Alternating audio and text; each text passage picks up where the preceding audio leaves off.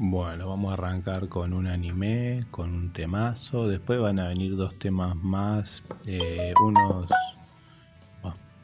van a venir unos temas más de anime, pero esta vez tocados por Parraleños, una banda muy muy buena que lamentablemente no ha tenido la suerte que merecía. No sé, qué sé yo, por ahí ellos son felices como les va. Pero bueno, seguramente mereció más. Y bueno, vamos a arrancar con eso. En realidad esto va a ser más una cuestión de filosofar sobre el cuento de José y las vacas. Yo creo que es la primera gran clase de economía del mundo, la mejor, la más completa, correcta, concisa y precisa, va cortita y al pie y te explica todo muy fácilmente. Te dice que no importa la abundancia que haya, uno tiene que procurar guardar para más adelante, en especial cuando hay abundancia, y no puede descansar básicamente. Y que si hay mucha abundancia uno tiene que aprovechar y recolectar todo lo que pueda, porque cuando no haya abundancia hay que poder usar eso y hay que administrar eso sabiamente. Y yo creo que originalmente ese cuento no... Creo que es un cuento... Primero que pienso... Creo que ya lo comenté, no sé si están en los audios que se me borraron, porque hice un traspaso de teléfono y dije voy a seguir usando este para grabar los podcasts, pero como borré cosas en el traspaso, habían cosas, no sabía lo que había y no iba a revisar todo, así que borré. Y después me di cuenta que este programa no me lo grababa los audios en una carpeta cualquiera, sino que la grababa dentro de la carpeta Android, Data, no sé qué garompa, así que... Pero bueno, la cuestión es que yo creo que ese cuento es uno de los tantos cuentos del Pentateuco que son relatos orales que vienen de la prehistoria o del principio de la historia, pero yo creo que ya vienen de la prehistoria, son relatos orales que vienen desde la época en que se domestican los cereales. Yo creo que el cuento es más un cuento de proponer la domesticación de cereales. Es más, incluso creo que es más viejo de cuando conocemos nosotros la domesticación de cereales, sino que viene de justamente del que aprendió a domesticarlos, alguien que vio que guardar la comida del ganado, que se podía guardar la comida del ganado, porque yo creo que trata de eso, trata de las vacas gordas, son las vacas que comen y la comida de la vaca es abundante, entonces la gente que en ese momento vivía en tribus nómades y para quienes el ganado era la forma de pago, el hecho de que la tierra les diera en abundancia y solamente ocuparse de cuidar y contar ganado los hacía ociosos del alimento del ganado a futuro. Y si el ganado a futuro no come, tampoco te sirve comerte ese ganado, porque son vacas flacas y a vos no te engordan. Por eso las vacas flacas se comen a las gordas y siguen igual de flacas que antes, porque sería que cuando vos te comas esas vacas tampoco vas a engordar. Vos, el dueño del rebaño. Entonces yo creo que el cuento apuntaba a eso, ¿no? Apuntaba a explicar que cuando la tierra da en abundancia uno tiene que ir guardando y recolectando para darle alimento al ganado a futuro. Y esa recolección requiere que uno se asiente en un lugar, o sea que entiendo que a raíz de ese cuento vienen los primeros poblados, ¿no? Eso creo yo, eso es lo que yo quiero creer. Bueno, pero después, ¿qué sucede? Cuando nosotros leemos el cuento de José, lo que nos enseña el cuento básicamente es que José le enseñó al faraón que había que ahorrar, entonces cuando vino la sequía en la tierra de Canaán o lo que sea que hubiese sucedido en la tierra de Canaán, ellos se dirigieron a la tierra próspera de Egipto. Yo en este aspecto creo que los hebreos de las primeras tribus de Israel, los que impusieron estos cuentos a forma de adoctrinamiento religioso, creo que eligieron que los hebreos del cuento vayan a Egipto, la gente de las tierras de Canaán vayan a Egipto,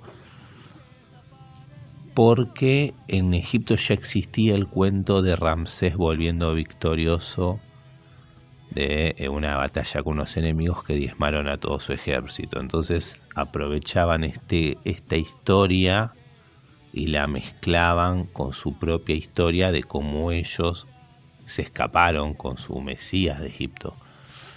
Después Moisés hay que ver de dónde lo sacan, pero yo no quiero llegar a esa parte. Yo estoy fabulando sobre este cuento en sí. La cuestión es que el cuento, este cuento que para mí es más viejo obviamente que la Biblia y que los cuentos sumerios, yo creo, como dije antes, que es el cuento precursor del cultivo y del cuidado, especial en principio del alimento para el ganado. Por eso el cuento habla de vacas gordas y de trigo o de plantas que se usan después para darle de comer al ganado. Y cuando la gente de las tierras de Canaán, que son tribus nómades, van hacia este lugar que tiene comida guardada para el ganado, que en el cuento hebreo son Egipto, pero vuelvo a repetir, para mí es otro lugar, no es en Egipto. Cuando van a este lugar, en este lugar esta gente tiene almacenada la comida para el ganado, entonces todas estas personas se van a terminar asentando ahí. Y eso va a ser, supongo yo, que de las primeras grandes metrópolis, que son estas tribus nómades, cuando tuvieron que ir por culpa de la sequía a estos lugares, a estos poblados, ¿no? Porque bueno, también hay que ver cómo llegaron los humanos a ser tribus nómades, pero bueno, eso es harina de otro costal. Pero más allá de eso, el cuento de José, que es el que, bueno, voy a relatar el cuento en sencillo, ¿no? José vivía en una tribu de estas nómades donde había un patriarca que tenía varias mujeres, que seguramente eran mujeres que se habían canjeado por algún ganado o por algún otro siervo o por algún otro hijos, ¿no? Pero lo que fuera, con otra tribu, ¿no? Así eran las transacciones, se transaccionaba la hija de uno, las dotes, los que llegó hasta el día de hoy el tema de la dote. Yo creo que la dote también viene de la prehistoria, es algo casi obvio que todo eso viene de las costumbres de las cavernas. O sea, a ver, la aguja y el hilo vienen de las costumbres de la caverna, así que no nos vamos a hacer los modernos ahora con las cosas, ¿no? Hay cosas que vienen de la época de la caverna y que han llegado hasta los días de hoy. Y yo creo que la dote viene ya desde esa época, de cuando vos decías, bueno, yo te doy a mi hija y vos que me das, bueno, yo te doy 8 vacas. Y tu hija se casa con mi hijo, se casa conmigo, o lo que sea. Y obviamente, pero no solamente por la transacción de hijas, también se transaccionaban hijos, lo que sea, o sea, todo era moneda. Pero las monedas eran así, eran tribus nómades que iban peregrinando y cuya riqueza era el ganado. Yo no sé cuántos lugares de la tierra han sido así o cómo se fueron uniendo, pero en algún punto empezaron a asentarse en lugares, y asentarse no tenía sentido a menos que sea para guardar alimentos, porque si no era muy cómodo seguir como venían, trasladándose a lugares donde hubiera buena pastura. Lo que cuenta el cuento es que en algún momento no iba a haber más pastura. Bueno, el tema es que por envidia los hermanos lo venden a un grupo de mercaderes, según el cuento, pero bueno, podría ser otra tribu nómade. Lo venden como siervo y así él termina en esta gran ciudad, o termina con este gran señor. Yo creo que terminaría con un gran señor, no en una gran ciudad, sino que yo creo que terminaría en una colonia importante, y ahí convencería a este hombre de que sería inteligente ir guardando el alimento que excede del ganado, o sea, los lugares donde ellos ven que crece mucho, que el ganado come y que queda mucha comida, ir juntándola. Y fueron guardando, de acuerdo al cuento de la Biblia, básicamente es porque el señor que en el cuento es un faraón, sueña que salen 7 vacas gordas del río Nilo y se ponen a pastar, y luego salen 7 vacas flacas y se comen a las gordas, pero a pesar de eso siguen estando flacas. Y después ve 7 zarzas de trigo, y bueno, las del trigo no me la acuerdo tanto porque la más común es usar las vacas gordas como para decir que si no guardás cuando las vacas son gordas, cuando las vacas son flacas no vas a engordar, no vas a poder comer tampoco vos, que lo dije al principio. Bueno, y el cuento termina diciendo que la familia de él termina cayendo en Egipto y que, bueno, después de eso el pueblo egipcio el pueblo hebreo creció tanto en Egipto que los egipcios le tuvieron miedo y les pusieron impuestos y los doblegaron. Y empieza a contar otro cuento. Está bien, otro cuento. Que habría que ver de dónde lo sacan. Si es un cuento de ellos o es un cuento de otra persona de otra tierra que ellos también lo adaptan,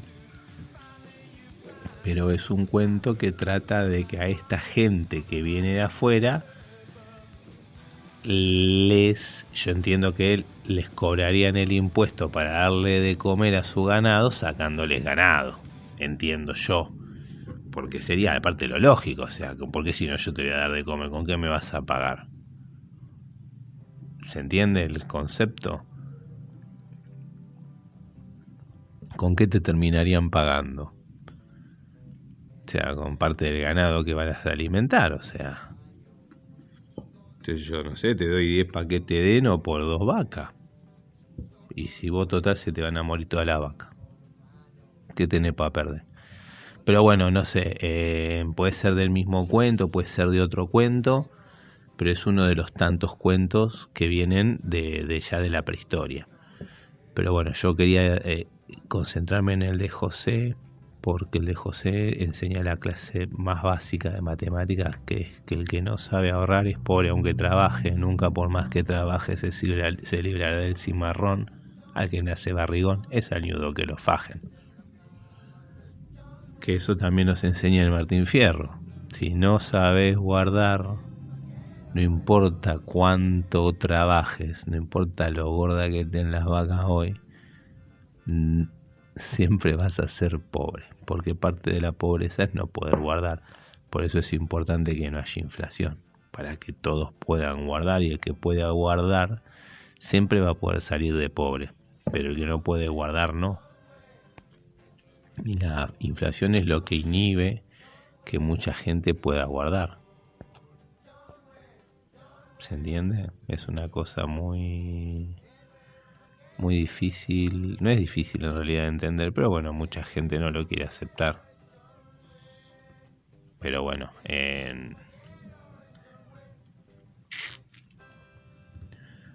ese era el divague que tenía ganas de compartir. Y después el otro es el de Sansón y Dalila, que también yo entiendo que es otro cuento que viene también de la prehistoria. Y yo creo que ya es un cuento de la época. Esto igual lo escuché en otro lado. Lo de José no recuerdo haberlo escuchado en otro lado. No sé, supongo que es de mi propio cultivo, pero no puedo estar seguro, ¿no? Pues escucho muchas cosas. Pero el de Sansón y Dalila sí había escuchado como que era probable que sea la historia de un neandertal. Porque bueno, por el tema del pelo largo, por el tema de matar un león a mano, que los neandertales no sé si mataban a mano, pero con lanza sí, y nosotros, digamos, nuestra especie no mata un león ni en pedo mata un león. Por más que la otra vez escuchaba un boludo diciendo que él de 2 de 100 a un león le ganaba, pero un gorila nunca. Que sí estamos de acuerdo que al gorila no le gana a nadie. O sea, por ahí un león le gana a un gorila, pero un humano ni en pedo le gana cuerpo a cuerpo a un gorila, en eso estamos todos de acuerdo. Y un león es como que uno fabula que le podría ganar, pero no, ni en pedo tampoco. Pero bueno, era muy gracioso pensar que el chabón decía que su simulación es 2 de 100 sí.